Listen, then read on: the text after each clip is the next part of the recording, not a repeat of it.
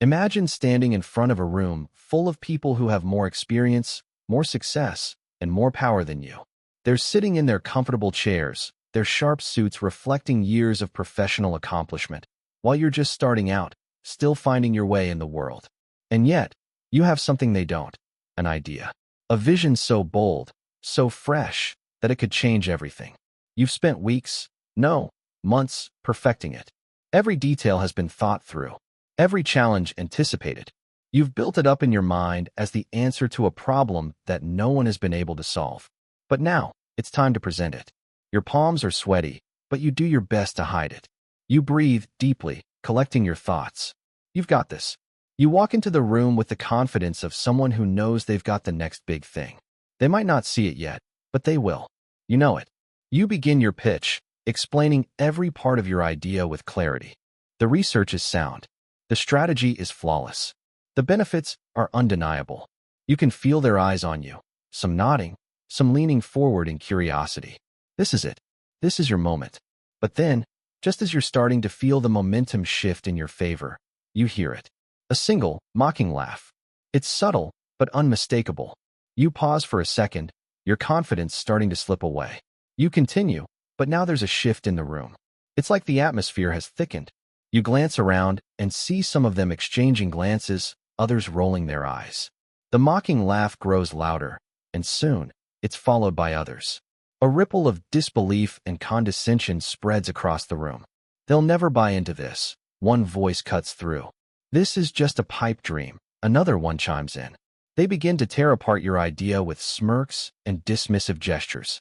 You're too inexperienced to see the full picture. One of them says with an air of superiority. It's cute that you think this will work, but let's be real here. It's not practical. This isn't how things are done in the real world. And then, the laughter. The kind that stings. The kind that makes you feel small, insignificant. You try to keep your composure, but inside, your stomach drops. You've been humiliated. The people you thought would be your allies, the ones who should have recognized your potential, have just shattered it with their words. They've made you feel like nothing more than a foolish dreamer, a failure before you even had a chance to succeed. It's not just your idea they've rejected, it's you. As the meeting winds down, you gather your things, trying to hold back the tears that threaten to spill over. You walk out of the room, the weight of their mockery heavy on your chest. You can still hear their laughter, their doubt, echoing in your mind. You sit at your desk, the silence of the office almost deafening. The disappointment is suffocating. They were wrong. You know they were wrong. You've seen the potential in your idea, felt it in every fiber of your being. But now, all that feels like it's been crushed in an instant. The idea that you thought would change everything now feels like a burden. But what if they weren't right? What if this rejection was exactly what you needed to prove them wrong? What if this was the spark that would fuel you to show them just how far you could go? What would you do next? Would you walk away, defeated, or would you fight back against the doubt they had planted in your mind? The rejection stung deeper than you had anticipated. Every fiber of your being screamed for answers. What had gone wrong? Why had they dismissed you so easily? It wasn't just about the mockery of your idea. It was the way they had dismissed your very worth. They didn't see the fire in you, the belief you had in your vision, the passion that burned inside you. They had reduced you to nothing in their eyes, and it hurt in a way you couldn't fully explain. But the more you thought about it, the more you realized something vital. This wasn't about them. It wasn't even about the idea anymore. It was about you. It was about showing them that their mockery wouldn't break you, that you weren't the kind of person who would simply fade into the background because they couldn't see your potential. You were going to make them regret underestimating you. You had always prided yourself on your ability to rise above challenges. This was just another challenge, one that would test you like never before. You could walk away, find another job, try to get someone else to see the brilliance of your idea. Or you could do something bigger, something bolder. And so, the decision was made. You weren't going to give up on your idea. You weren't going to let the doubters dictate your future. Instead, you would take the power back. You were going to take control, not just of the idea, but of the very company that had rejected you. You weren't going to wait for their approval. You were going to take what you knew was rightfully yours. The first thing you did was research. You began to study the company inside and out. You didn't just want to understand their market position or their products. You wanted to understand their weaknesses, the cracks in their foundation. You knew that the company, despite its reputation, was built on outdated systems. The leadership was stuck in their old ways, unwilling to adapt to the changing landscape of the industry. And that was exactly what you needed to capitalize on. Every day, you buried yourself in research. You studied financial reports, internal documents, and public data. You learned about the company's weaknesses, where it had failed, where it had stagnated, and where it was vulnerable. You also started looking into the investors, the board members, and the key decision-makers. The more you dug, the clearer it became. The company was ripe for the taking.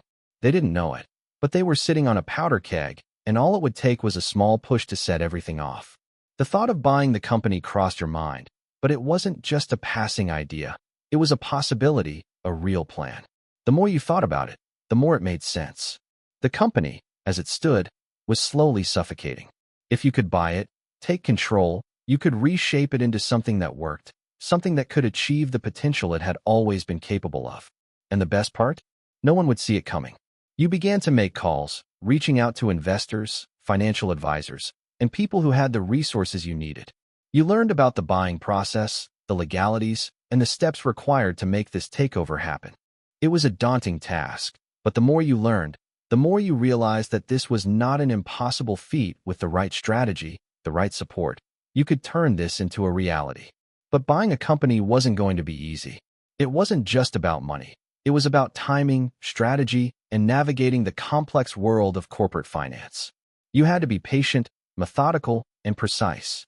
You had to play the game carefully, making sure that no one caught on to your plan too early. Every step had to be calculated. The idea of taking over the company consumed you, and with each passing day, you grew more determined. Your energy was different now. Instead of drowning in self-doubt, you found yourself focused, driven, and obsessed with the goal. You weren't just fighting for validation anymore. You were fighting for control, fighting to show the world that your idea had value and that you were the one who could make it happen. You started buying shares in the company. Slowly at first, quietly. It wasn't a public spectacle. You didn't want anyone to catch wind of your plan before it was too late. You reached out to key figures, investors who were disgruntled with the current leadership, people who were hungry for change. You talked to them, made deals, and positioned yourself as the leader who could bring the company back to life. The process was long, tedious, and often frustrating. There were moments when you doubted yourself, when the weight of the task ahead seemed insurmountable. But you kept going. You kept working, knowing that this wasn't just about one person's idea or one company's success. This was about you proving to them, proving to everyone, that you had what it took, that you were more than the outsider, more than the dreamer. You were a force to be reckoned with. And then, one day, the breakthrough came. You had secured enough shares to make a real move. You had positioned yourself in such a way that the company was no longer out of reach. You were close now, closer than you had ever been. The executives who had laughed at you were beginning to lose their grip. The company was slowly falling into your hands. But this wasn't the end game. Not yet. You needed to be smart. You needed to strike at just the right moment. The company was fragile, and with each passing day, the leadership grew more and more insecure. You could feel it, like a pulse running through the building. The clock was ticking, and soon, you would make your move. You had the shares, the support, the strategy. But could you really pull it off? Could you seize the company, take control, and make them regret ever doubting you? The morning of your planned takeover arrived. The air was thick with anticipation, but you could sense a calmness in yourself that you hadn't expected. This wasn't just another day. This was the day when everything you had been working toward would come to fruition. The idea, once laughed at and ridiculed, would now be at the core of your victory. It wasn't just about the power. It was about proving that your vision had always been the right one. You'd spent months quietly building your stake in the company. Every move had been deliberate, calculated, and hidden from the very people who thought they controlled the company. They had no idea what was coming. But today, the tables were about to turn. You stood in front of the mirror, adjusting your tie, taking a deep breath. Today wasn't just about leadership, it was about transformation. The company you had now gained partial control of was one with a history, but also one filled with untapped potential. Your mind raced with the possibilities of what it could become under your leadership. You didn't just want to take the company. You wanted to reshape it, to take it in a direction that would allow it to thrive in ways the previous leaders had failed to even imagine. With every step you took toward the boardroom, the weight of your decision seemed to grow heavier, but there was no turning back now. The feeling of control, of knowing that your next move would change everything, fueled you. You had prepared for this day for months, and now, you were about to execute your plan. The company had already been on a downward spiral. Its leadership, complacent and outdated, had no idea how fragile their position was. They thought they were untouchable. But today, they would learn just how wrong they were. As you entered the building, you could feel the eyes of the employees on you. They didn't know the details, but they could sense something was happening. The air was thick with anticipation, and though many of them didn't know what you had been working on, they all recognized the shift in the atmosphere. It wasn't just the company that was changing, it was everything. The company was about to undergo a transformation that would shift the balance of power from the old, stagnant leadership to the new, driven force in the room. You walked into the boardroom. The room was already filled with the senior leadership team, those who had dismissed your idea, those who had looked down on you. They had no idea what was about to unfold. The CEO, who had once mocked your ambition, sat at the head of the table, a smug look still plastered across his face. He didn't know yet that this would be the last time he would sit there. You took your place at the front of the room, feeling the weight of the moment settle in. The air was thick with tension as they all turned to look at you. They were confused, unsure of why you were there. But the truth was, they should have known. They should have seen it coming. With a calm, measured voice, you spoke.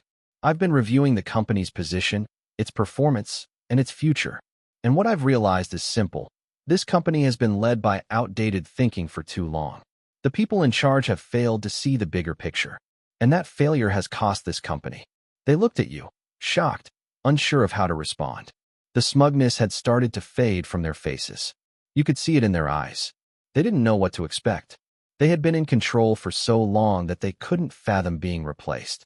They thought they were untouchable. I've taken the necessary steps, you continued, your voice steady and unwavering, to ensure that I am now the largest shareholder in this company. I have the majority control, and I will be taking over effective immediately. The old leadership, including you turned to the CEO, is being replaced. The room fell silent. It wasn't disbelief that you saw in their faces, it was fear. Fear of the unknown. Fear of losing their power. You had made it clear.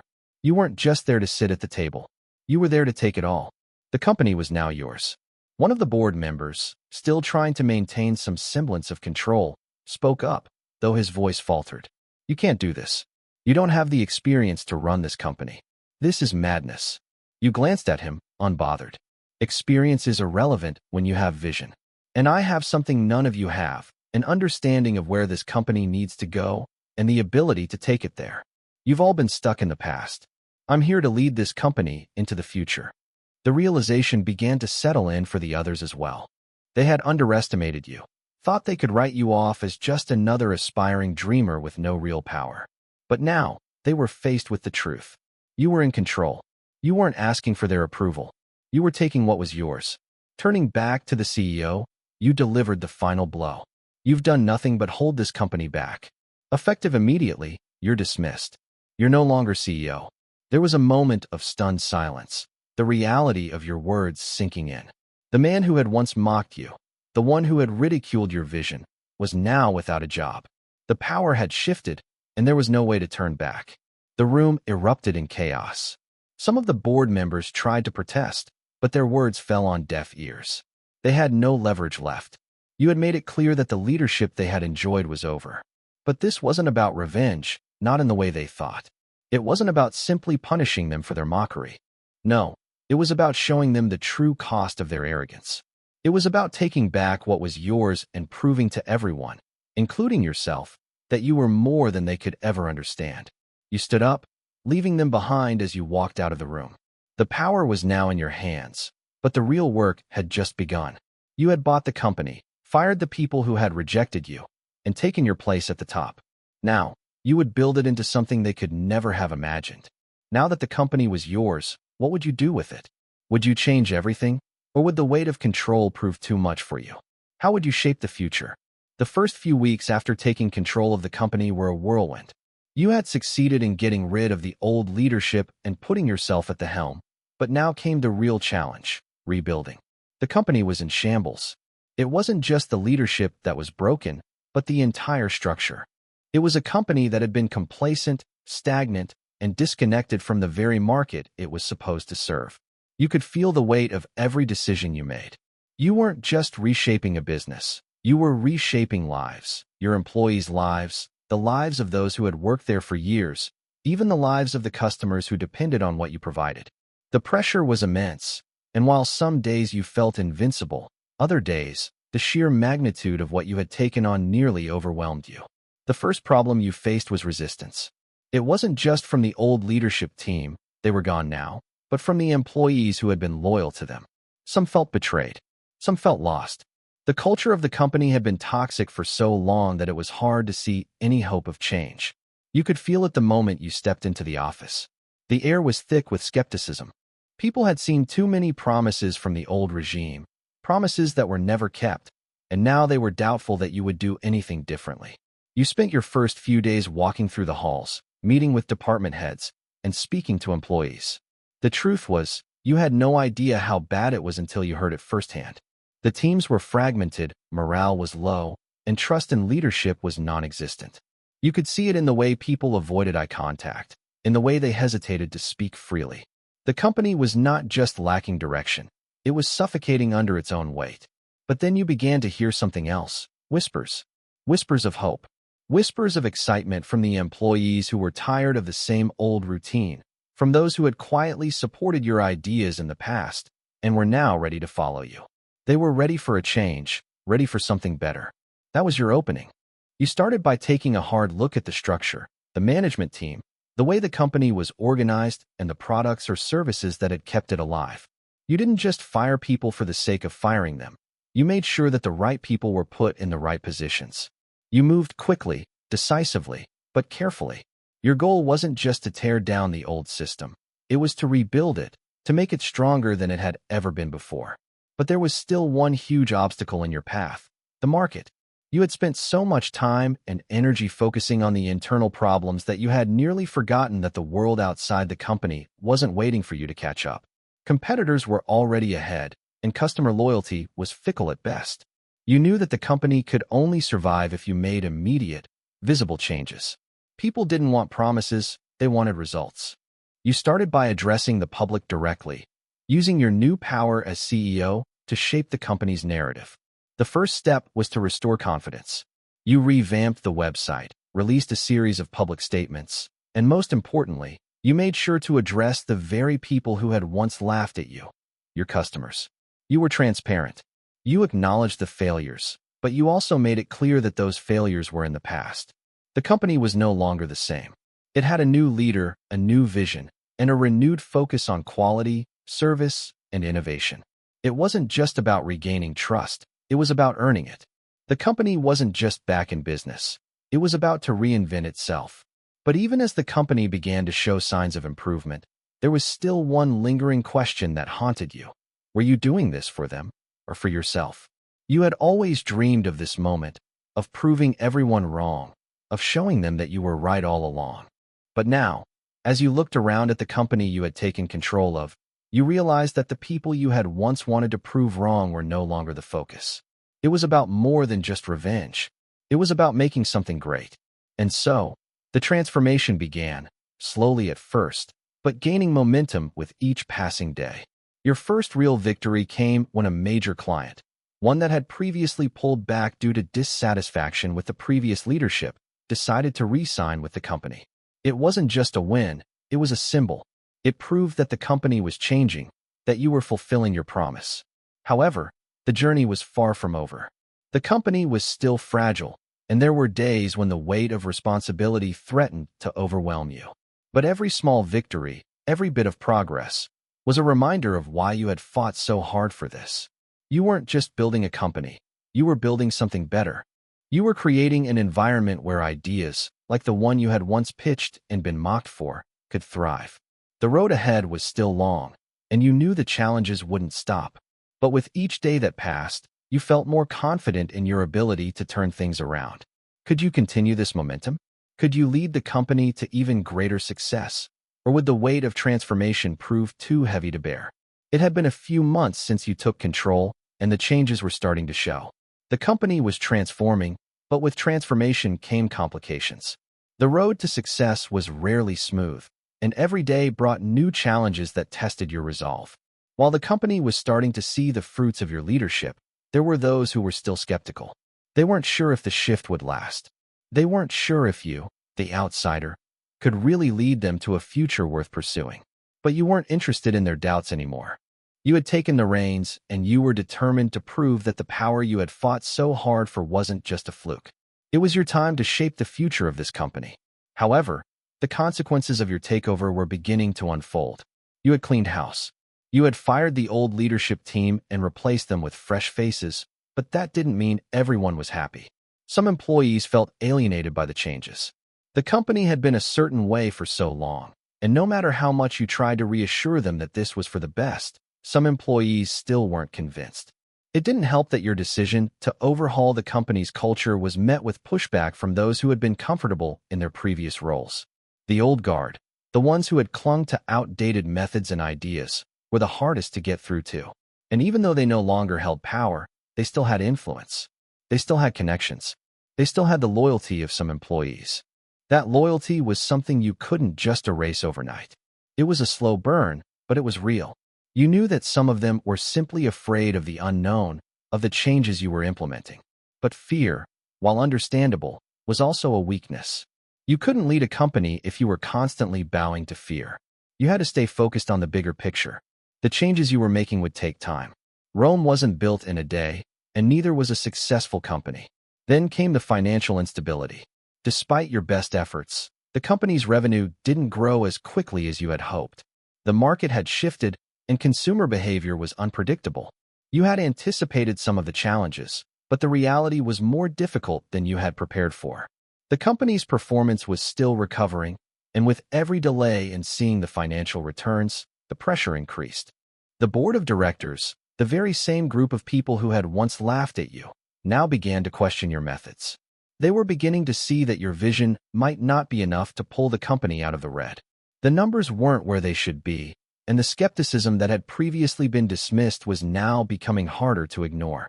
You could feel the scrutiny, the questions, the doubt building once again. Would you be able to turn things around, or had you made a mistake? Your nights were restless, the weight of leadership keeping you awake long after everyone else had gone home. You questioned every decision, wondering if you had been too bold, too fast. Had you put too much faith in your ideas? Were you pushing too hard for change? But then, in the midst of all the chaos, you received a breakthrough. One of your innovations, a bold new product you had been pushing for months, began to gain traction. Slowly but surely, the market responded. Consumers were buying in. The product was fresh, unique, and in line with what the modern consumer wanted. It wasn't just a win for the company. It was a statement that your leadership had the potential to not only sustain the company, but to take it to new heights. This breakthrough gave you the confidence to push even harder. The board members who had questioned you began to see the promise in your vision. Your employees started to buy into the new culture. It was a tough climb, but you were climbing it, step by step. Every little victory, every new sale, every positive review from customers reinforced the idea that you were on the right track. You had the leadership to turn this company around, but it was clear that success wasn't going to come easy. It would be an ongoing battle. The consequences of change were never simple, but they were necessary. But the old guard didn't disappear quietly. They continued to fight in subtle ways. Whispered comments, small sabotage attempts. Employees loyal to the old regime started to plant seeds of doubt in others, suggesting that your leadership was unstable, that you were too drastic in your decisions, and that things were too different now. Their efforts to undermine you weren't easy to spot at first, but over time, they began to chip away at the confidence that had been growing. You knew this was part of the journey, part of the battle. But it wasn't just about the external forces trying to undermine your vision. The real challenge was the one inside you. You had to prove not only to the board, the employees, and the market that your vision was correct, but to yourself. Were you really the leader the company needed? Could you rise above the obstacles, the doubt, and the lingering shadows of the old guard? As the weeks turned into months, The weight of the consequences, the decisions, the scrutiny, the sacrifices became more palpable. But with every challenge you faced, you grew stronger. You learned more about yourself, about what kind of leader you were. You had never been prepared for the toll leadership would take on you. But with each test, you became more resolute. You made it clear to the company, to the employees, that the road ahead would still be difficult. It wouldn't always be smooth. But together, you could make this work. The company was yours, and you weren't about to let anyone stand in the way of its future. Not the old guard, not the naysayers, and certainly not yourself. The company was beginning to turn a corner, but would it be enough to sustain the momentum? Could you keep the momentum going, or would the weight of your decision drag you down? Months passed, and the transformation was becoming undeniable. The company was no longer the stagnant, complacent entity it had once been. The old, broken culture was gradually being replaced with something fresh, something vibrant. The energy in the office was different now. People weren't just showing up to work because they had to. They were showing up because they believed in what you were doing. They believed in the vision you had sold them. But this belief didn't come overnight. It took countless hours of work, of leading by example, and of earning their trust. The shift wasn't just in the company's culture. It was in the market.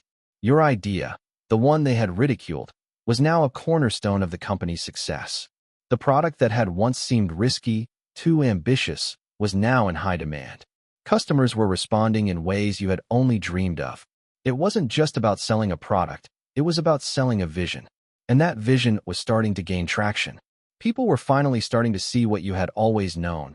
Your idea was not just good, it was essential. The company was beginning to catch up with the future you had always envisioned. But while success was starting to take shape, the pressure had not relented. The bigger the success, the greater the responsibility. The weight of the decisions you had to make grew heavier. There were days when you questioned everything, wondering if you were doing the right thing. But then, you looked around at the team you had built, at the employees who had rallied behind you, and you knew. This was the path you had chosen. This was your journey, and you had the power to lead it wherever you wanted it to go. The market wasn't waiting for you to catch up, though. Your competitors were still a constant threat. They had seen the shift, the resurgence of your company, and they were starting to take notice. You knew that success wasn't guaranteed. One misstep could send everything crashing down. You had to stay ahead of the curve, stay agile, and stay focused. One of your biggest challenges was dealing with the external pressure. Other CEOs, investors, and business leaders who had once laughed at you now started to turn their heads. They wanted to know how you had done it, how you had turned a struggling company into a powerhouse. They couldn't help but be curious. Some were genuinely interested in your leadership, while others wanted to see if you could sustain the success. Your former detractors were now watching, waiting for you to stumble. They were ready to say, "I told you so," at the first sign of failure. But that wasn't going to happen. You couldn't afford to fail, not after everything you had sacrificed, not after everything you had proven. You had fought to be here. You had fought to show the world that your idea, your vision, was worth something. And now that you were at the top, you weren't going to let anything take that away. Your board of directors, those who had questioned you from the start, were now looking to you for leadership. The tables had completely turned. You were no longer the underdog, the outsider with nothing but an idea. You were the leader, the one calling the shots, the one everyone now depended on. It was a strange feeling, a mix of pride and pressure. You had earned your place, but now you had to prove you could keep it. You began to meet with the executives who had once mocked you. They were more cautious now, their respect for you begrudging, but real. You didn't let their past rejection cloud your judgment. You were in charge now, and your focus was on moving the company forward. Every decision you made had to be for the greater good of the company, for the future you had built. You weren't interested in petty revenge anymore. You were focused on long-term success. Your plan wasn't just about getting ahead of the competition, it was about changing the industry. You began making deals with other companies, building partnerships that aligned with your vision. You weren't just taking the company to new heights, you were raising the entire industry. Your influence started to grow beyond your own company, and the world began to take notice. As you stood at the helm, watching the company grow and thrive, you couldn't help but reflect on how far you had come. You had been laughed at, mocked, and dismissed by the very people who had once seemed untouchable. But now, you were the one at the top. You had taken control of your future, and proven that no one could hold you back, not even the most powerful executives in the industry. The company was no longer just surviving, it was thriving. Your idea had not only saved the company, but it had transformed it. You had taken everything that was wrong, everything that had held the company back, and turned it into something better, something stronger. Your vision had become a reality, and now, it was leading the company to a future filled with endless possibilities. But success, you knew, was never permanent. It was a constant battle. The moment you took your foot off the gas, everything could come crashing down. So you kept pushing, kept innovating, kept leading. You had started with an idea that no one believed in, and now, you were leading a company that was unstoppable. The journey wasn't over. You had reached the peak, but with the rise came the constant threat of falling. Could you continue to lead the company to even greater heights, or would the pressure of success eventually pull you down?